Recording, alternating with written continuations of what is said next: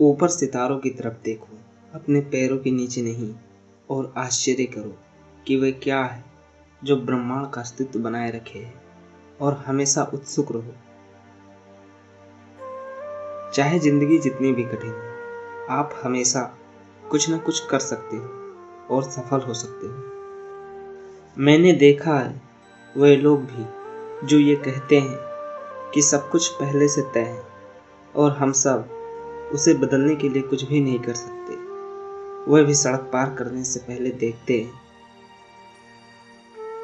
बुद्धिमत्ता बदलाव के अनुरूप ढलने की क्षमता है। विज्ञान तर्क का अनुयायी नहीं है, बल्कि रोमांस और जुनून का भी। यदि आप हमेशा गुस्सा और शिकायत करते हैं तो लोगों के पास आपके लिए समय नहीं होगा। अतीत भविष्य की तरह अनिश्चित है, केवल संभावनाओं के एक स्पेक्ट्रम के रूप में मौजूद है। अन्य विकलांग लोगों के लिए मेरी सलाह होगी, उन चीजों पर ध्यान दें जिन्हें अच्छी तरह से करने से आपकी विकलांगता नहीं रोकती, और उन चीजों के लिए अफसोस नहीं करें जिन्हें करने में ये बाधा डालती है। आत्मा और शरीर दोनों से विकलांग मत बनो। हम अपने लालच और मूर्खता के कारण खुद को नष्ट करने के खतरे में हैं। हम इस छोटे से तेजी से प्रदूषित हो रहे और भीड़ से भरे गिराह पर अपनी और अंदर की तरफ देखते नहीं रह सकते। मुझे लगता है ब्रह्मांड में और गिरोहों पर जीवन आम है, हालांकि बुद्धिमान जीवन कम ही है। कुछ का कहना है इसका अभी भी पृथ्वी पर आना बाकी है। हम एक औसत तारे के छोटे से गिरह पर रहने वाले बंदरों की एक नस्ल है, लेकिन हम ब्रह्मांड को समझ सकते हैं। ये हमें कुछ खास बनाता है। मैं चाहूँगा न्यूक्लियर फ्यूजन एक व्यवहारिक ऊर्जा का स्रोत बने। यह प्रदूषण या ग्लोबल वार्मिंग के बिना ऊर्जा की अटूट आपूर्ति प्रदान करेगा। जब किसी की उम्मीद एकदम खत्म हो जाती है, तब वह सचमुच हर उस चीज की महत्ता समझ पाता है जो उसके पास है। मैं बस एक बच्चा हूँ जो कभी भी बड़ा नहीं हुआ। मैं अभी भी ये कैसे और क्यों वाले सवाल पूछता रहता हूँ। कभी कभार मुझे जवाब मिल भी जाता है। काम आपको अर्थ और उद्देश्य देता है, इसके बिना जीवन अधूरा है।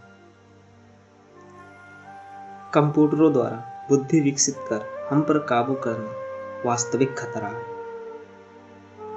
मेरा लक्ष्य स्पष्ट है, ये ब्रह्मांड को पूरी तरह समझना है।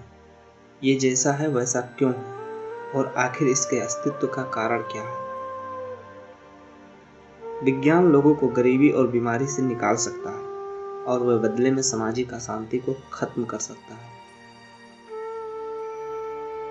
क्योंकि गुरुत्वाकर्षण जैसा एक नियम है, ब्रह्मांड स्वयं को कुछ नहीं सिर्जित कर सकता और करेगा। हम सोचते हैं हमने सृष्टि की गुत्थी सुलझा ली है। शायद हमें ब्रह्मांड का पेटेंट करा लेना चाहिए और सभी से उसके अस्तित्व की रॉयल्टी चार्ज करनी चाहिए। मैं एक छात्र नहीं था।